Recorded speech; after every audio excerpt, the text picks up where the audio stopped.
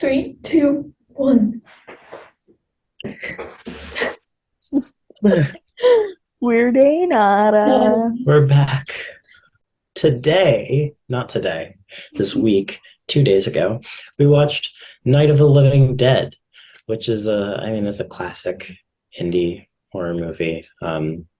Super low budget, and, you know, birthed and really like almost single-handedly created the entire zombie genre, which it's not very common that you can sort of point to a single piece of media and be like, that was the beginning. But I really do think that you can do that with this film, and we're sort of here to talk about the ways in which the low budget and the indie production actually enhances and is used to enable creativity and um, is worked with instead of something to be worked against. And that's sort of what we're here to talk about this week. And yeah, does anyone have any things they noticed? I'm not really So, partial to any order. one of the things I first noticed, like, I was like, oh, like they probably used like a car, like before. So, context, the opening scene is like this car driving on an open road or whatever in like rural hills of Pennsylvania, southern Pennsylvania. But I was like, oh, they probably just used like a Castor Cruise car. Like, they were like, oh yeah, here you can use this. But then the car hit a tree, and then also in towards the end of the film, the truck that they were trying to fill with gas so they could get literally explode. So my thought is to avoid, having to buy new cars for this, they probably bought like very cheap junk cars that were like either just barely drivable or like uh easily enough easy enough to make drivable. Mm-hmm. Or they just cast and crew had cars that they didn't want Mm-hmm. anymore. Yeah. Um, I I didn't check this in the movie, but just thinking about it, for a lot of the movie, we only see like one part of this is in the beginning of the film, one part of the car, like that one angle.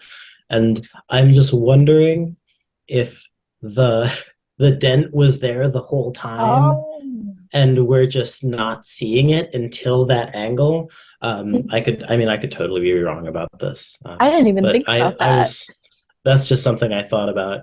If they did that, that would be very creative and resourceful of them to just Hmm. use a beat up car and just hide the section that's beat up. Hmm. Um, yeah, that's just something I thought Radically about. inventive.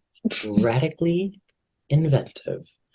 Um, yeah. One thing I noticed, and this is something that's used throughout the movie, it's the mise en scène of the black and white. Um, the use I've been thinking a lot about the use of the black and white in the movie, and I think during certain points, especially when we get views of outside, it plays into the feeling of the unknown. So, for example, um, when Ben is looking out at the zombie horde, um, it'd be a lot less interesting, I feel like, if we could see all the sort of subtle colors and maybe the greens and the brown of the tree, because then things sort of pop out more easily. But the fact that it's just black and then these shapes almost like communicates something more like just like primally um, intense about that, which I think is I think the black and white in those specific scenes, in that specific scene at the very least, it's I'm pointing to the one. I'm sorry. There are multiple scenes where he looks out at the zombies. I'm talking specifically um, about or like right before he burns the couch. Well, yeah, that was one. One thing I wanted to add on to that real quickly is I was literally making a Quizlet for like I started to make a Quizlet for like all of the stuff that we were gonna have to like know on the final, or like things that I just wanted to know because I had some free time. And I came across this word literally yesterday, the high contrast and low contrast and like camera and cinematography of like the black and whites. Mhm. So it's like the blacks are inky and the whites are super bright, but then low contrast is lots of grays. It's both like simultaneously the blacks are super inky and there's lots of grays, but not that much white, like in general in the film. Maybe the walls of the house, but that's about it. So I Mm. thought I saw that and I was like, oh, that's a good point I could bring up. So, That yeah. Um, it seems like it was likely recorded on something more high contrast. That's what I sort of get the feeling of. mhm, But it's, I mean, a product of the fact that they're using indoor lighting, it's very easy to sort of underexpose just enough that like the whites aren't like screaming at you. mhm, Um, and they might have just underexposed a little bit indoors and used the ambient light for less harsh textures. And then when you go to the outside, it's like super like high contrast visually. And I noticed like so the black and white helps with like the special effects too. Like the blood and like the guts being used because like sometimes like in films with color, like the blood like might not look like how we would like actually see blood, and it helps like the movie get that like sort of realism with a low budget. And it just the black and white helps like eliminate the like us judging by the color of it, and it looks more real too. And like along with like how they showed like the gore of the film, like in the film, they kind of for all like the scenes, like one where Ben was like killing one of the zombies, or when like Ben and Mr. Cooper were fighting, like any like sort of violent scenes, or when Karen was stabbing her mother, they like avoided actually showing it, obviously because they couldn't like actually stab someone, and also because or like they couldn't afford like stunt doubles or anything like that. And also like trying to like maneuver that would be difficult. So they just like avoided showing it at all and would just kind of like show the act of them doing it, and then like the person after either like with something stabbed in them. And that like just kind of adds to what was mentioned today in class, how like when you don't show what's actually happening, it seems way worse than it actually is, and like a lot more violent and gory. So I thought that was pretty cool. mhm, I agree 100%. mhm. Oh, on the available light, also like Naima was saying earlier for the zombies outside of the house, like when he is pushing the couch that he just lit on fire out. I also noticed that like it seems like the porch light was on too to help with the lighting. Mm. Like you can't really see it behind Ben as he's pushing the couch, but well, you might be able to see it like just a tiny bit. But I thought it was more noticeable when they were trying to like capture the zombies like around the truck and like trying to get up. I just forgot to mention that earlier too. And like the fire also helps with the lighting and how Mhm. like Ben carries like around the torch a lot. Mhm. Mhm. And I think for like the one of the fire scenes where Ben sets the zombie on fire, I think it was just like a pile of clothes. Obviously because they can't set people on fire, but yeah. Mhm. Oh, speaking of the zombies themselves, I also like I thought it was really funny because like in the news broadcast that they were doing, they were talking about how the zombies like kind of they're very like there's not really that big of a difference between the zombies and the regular people. And I thought that was like pretty normal because in the scene where that first zombie starts chasing Barbara around, you can kind of see like how like the shoulder back here is ripped on his suit jacket, I think is what it was. And like I was just thinking about how like they were doing wardrobe for that. Like everybody either has ripped clothes or knows somebody who has ripped clothes, or those are easily able to be found in a thrift store. And I thought that was funny because they also probably just put like powder on the face. And Barbara's actor likely had powder because she was an actor. Like I had to look it up because I wasn't sure who was like a professional actor and who wasn't for some other parts that I was gonna try to bring up. But like, as a woman in film, you're obviously, especially for like around the 70s, you're gonna have powder, and they probably just like shoved a bunch of powder on there. And then for like Karen, when she finally gets up and isn't sick anymore, but now she's a zombie, she's got like the dark eyeshadow under her eyes to like make her seem a little less kid-like and more scary as like an antagonist. And Mhm. also with the costumes, like since it's just one night, they don't change into like they're all wearing the same Mhm. thing the whole time. Yeah. So there's no like costume change, which obviously saves money on buying a Mhm. bunch of different clothes. And also for the zombies, like Alyssa, you said, like they're probably just using stuff that maybe has like stains or it's like old and ripped. And like some of the zombies were even like just like half naked or fully naked, which just completely takes away the Mhm. whole costume concept. Mhm. So yeah. Mhm. Yeah. Yeah. And oh, sorry. Oh no, you can go. Just like thank you. With the like zombies too, I noticed that there wasn't any like children too. And it could be like because of like costs and like actors too that affects that.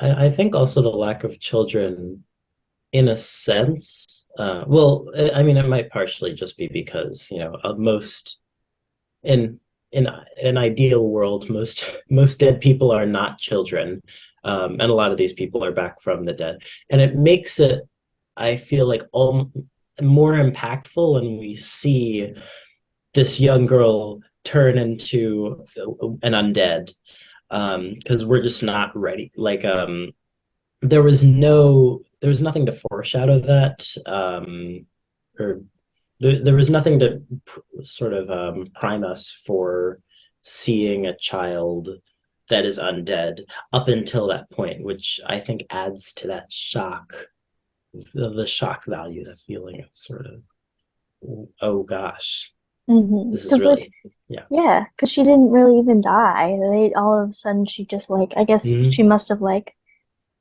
had like a quick second where like she just like, heart stopped, and then boom, now she's up again because they were like it happens in a matter of minutes on the news, and then she's boom, she's up, and she's killing people. Something else I noticed was the sound, and the soundtrack. I was thinking a lot about just the soundtrack, and then more specifically, the score, and the unusual ways in which they use score. Well, one thing is that there aren't any particularly, I guess, virtuosic lines, or particularly complicated lines. A lot of it is just very loud, dissonant horns, um, and that takes up a lot of the more intense sounds. But it also utilizes effects like things you would use on like a pedal, which is bizarre to hear in the 60s, which, I mean, at that point in time in the 60s, people weren't using like delay, like the moment I'm talking about specifically, and this is used, I think, once or twice later. The first moment I'm pointing to is the um, when when when Barbara walks up the stairs, and sees like the dead body. We get this loud, super intense sort of sting. It's like this horn sting, but the way that it fades out, or not really fades out, it fades out in sort of, or it doesn't fade out at all. But the way that I imagine they did this was they took a tape recorder and they utilized a delay effect, and then they fed the signal back into itself repeatedly and repeatedly and repeatedly, and it just distorts and turns into this distorted, gargled mess. By the time we see Ben arrive with the car, and then he slams the door and it shuts off, and that's like, that's insane to me, because I mean, people weren't using delay like that at that time, I feel like. And I think the use of that was probably because I mean these people worked on commercials. They worked on like freelance like projects that where people might have needed a delay effect. There's a lot of like announcers doing like if you're to say like a buzzword or something intense, they would add delay to that. So I'm imagining they just had delay effects and delay pedals around to be able to execute that. But yeah, I think it's super More, interesting. sorry, more about like Venice. I just, I wanted an excuse to say it, and I thought it was fun because that literally, you were like you said, the '60s. The time like you don't hear that in movies, like especially even through like up till when the '70s started, there was like very little delay, at least to my knowledge. So he was radical in his inventiveness and how to make this low budget film so iconic. Mhm. And the like the scenes that or not scenes, the locations that they used, it was like mostly in that house and like or in the field surrounding it. I think they utilized like the different floors really well too.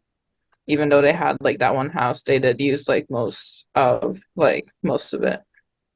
And they also used like I'm pretty sure it was like a public graveyard. And like in the opening scene, the like dirt road is also probably just like a public dirt road.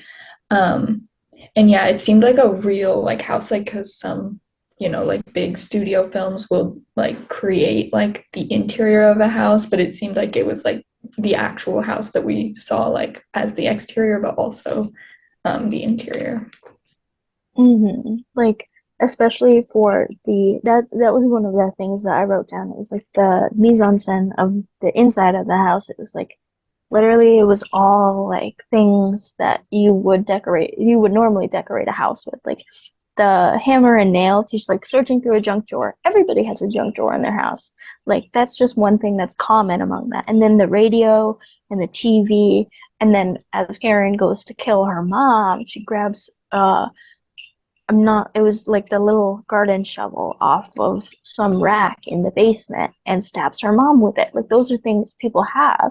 And then the dead animals on the wall, like the deer heads and stuff. Like that's just kind of common for people who hunt. So whoever owned this house was probably someone that the director Romero knew, or someone who was working on the film and was like, "Hey, use my house. Like just don't break the things that are mine, you know?" Especially with the way that they like boarded up the windows and doors, like they could easily just rip it off so that when they were like trying to protect themselves within the house, they weren't doing any like serious damage. And like when the zombies were attacking the house, all they did was stick their hands in. So like Mhm. obviously this person's house wasn't being destroyed for the film. Unlike that truck. Right. Um, Another thing for like the props, the like gravestone that Barbara's brother was carrying, it seemed like it was just this was just something I noticed, but it seemed like it was like just a styrofoam thing that they painted. Like I feel like you could tell it wasn't a real great like a tombstone because it seemed very light and yeah. Mhm. I agree. I agree. Danielle, you got anything else?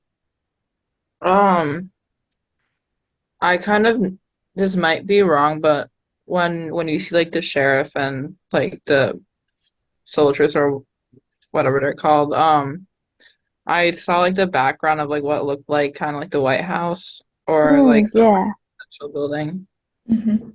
that I thought was like interesting because they used like that landmark feature to make Mhm. it seem more like important and significant. Mhm. Mhm. And they definitely just had like normal people walking in the background because they couldn't like clear out that whole area because, like you said, like it's a recognizable public landscape.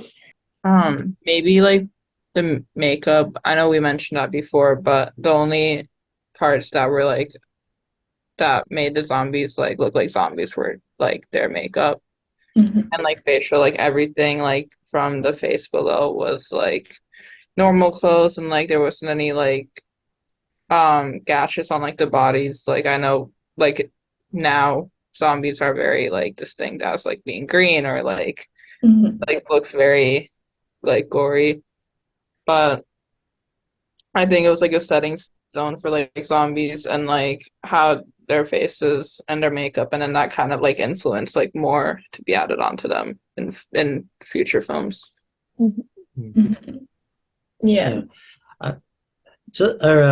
I guess to add a little bit more to that, I think the fact that they look so human and so like, I mean, they really the only distinguishing features between them and the actual people in the film is the makeup, which is primarily just under the eyes and maybe some, or and this is more at the beginning where a lot of them have less sort of gnarly features.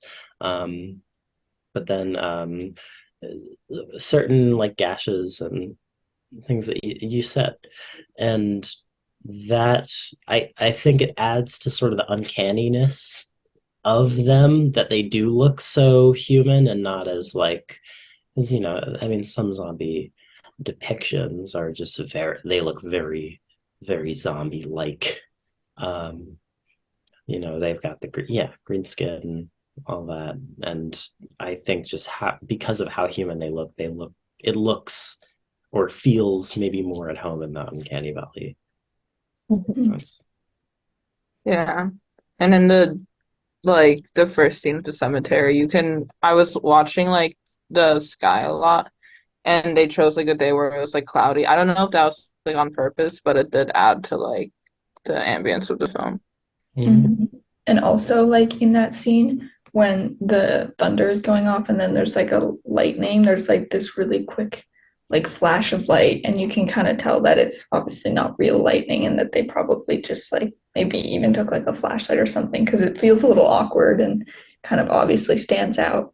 What do you guys think are some primary to you, what stands out or what makes the movie stand out in terms of horror movies um, that modern or of the time? Though I guess maybe looking more towards the context that it was in could be more helpful. But I think even looking at certain movies in a modern context and understanding why it's still talked about um, could still give us some interesting insight. I thought like especially for an independent movie to take on such a like literally it's a radical plot. Like you didn't see zombie films before this. And like one of the notes that I took was about like the plot being very budget appropriate and like from there they literally half of the I'm assuming like not even half of the budget went towards like the zombies themselves like because most of those are things you can like you have at your house for like what they were doing like powder if men have wives there, because a lot of the zombies happen to be like male appearing, they probably had wives who could just like powder their faces and be like, okay, go. And I thought that that was really radical and inventive of Mhm. Romero in any ways. Yeah, I entirely agree. Um, Hmm. Yeah, I think definitely like the concept of zombies. I mean, it's kind of obvious, but yeah, like you're literally just taking real people and, making them look kind of spooky and mhm. putting makeup on them. And I feel like also with like the acting, it's pretty like they all they had to do was walk around like and like make weird groaning noises. So it's Mhm. pretty simple. Like they can kind of just gather random people to do that. Yeah. So yeah, it's definitely like convenient and also budget appropriate for Yeah. the script and the concept. Mhm. Mhm. Yeah. And Oh yeah, go ahead. oh, you got it. I think something that we never really, or I don't think we've touched on this very much, but the fact that there is they add a news and radio layer to this, I think that ended up being super influential because that's something that, I mean, a lot of especially nowadays where news could come from, I mean, news could be cited as anything. You could record from your phone, and that could be cited as news, like news coverage. And it's something that all different types of people and all different types of genres have utilized since The Walking Dead. I mean, The Onion exists. That's a news that bases itself around news, and regardless of if the Onion was directly inspired by the Night of the Living Dead. I mean, that's an interesting question, but regardless, I do think using, I guess, sort of these layers of like these, yeah, I guess the layers of sort of like media within media, in and of itself can actually sort of, it has been something that has been taken and people run with within indie films. And like I mean, the Blair Witch Project used its sort of indie novelty to create something that was ended up being, um, even feeling even more like real, because in a sense, like a lot of it was real, um, and the sort of campiness of their delivery of the Blair Witch, it doesn't matter in the end because it's just a vehicle for these other ideas.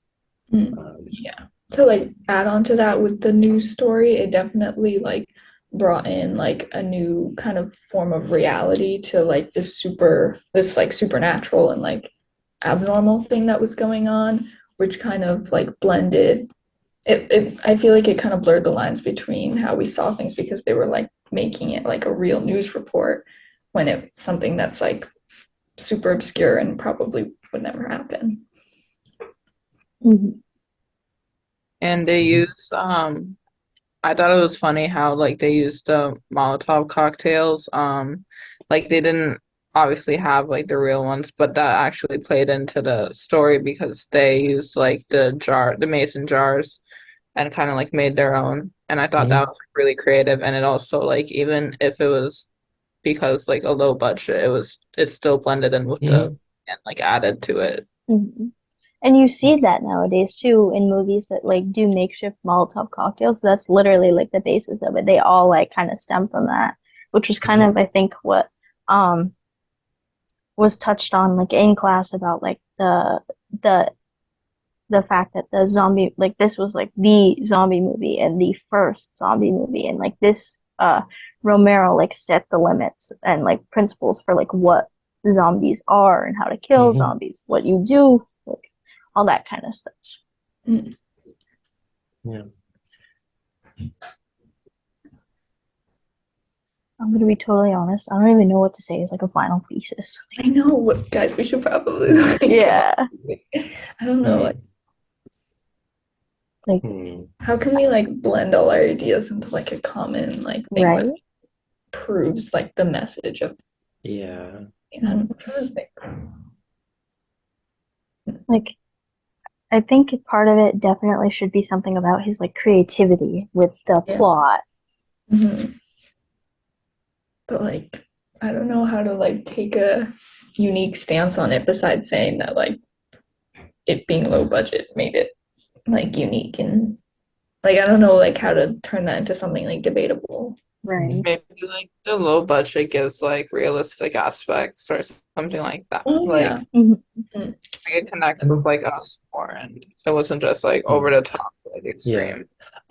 Here's an idea that the low budget was, the fact that a lot of the low budget, hmm,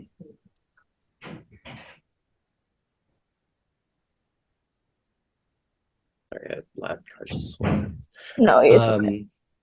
Um, but maybe one idea is that the low budget creates a, or the fact that uh, the movie had a low budget meant that the the producers had to be very resourceful, and that resourcefulness translated to the resourcefulness of the characters in the movie, and that the resourcefulness of the characters in the movie and that relationship between uh, that sort of resourcefulness Mhm. laid the groundwork for both zombie movies as well as indie horror, which a lot of the time is based off of resourcefulness of the characters. How creative can they be considering what positions they've been put on? And it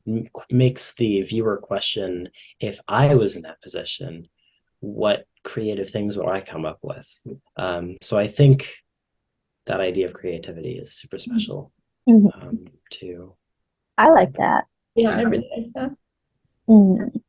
'Cause, Well, we have like, yeah, we have it's like less less than a than a minute, minute. so It Yeah. might cut me off, but like, yeah, like I like that. And then in pairing with the fact that like the low budget makes it so real, it kind of like it also like with the indie films, like indie horror, they are like meant to be real. Like that's how they're supposed to be seen. So I really like that. Like in combination with what you were saying, I think that sums it up pretty well. Mhm. And like how what they're doing, I'm scared it's gonna cut me off I mid-sentence. know. Like what they're doing in the film is kind of mirroring, like Naima kind of said it, like is mirroring what the creators and the directors are doing to create this film. Like it, like you said, it's very resourceful, and like pieced together. But yeah,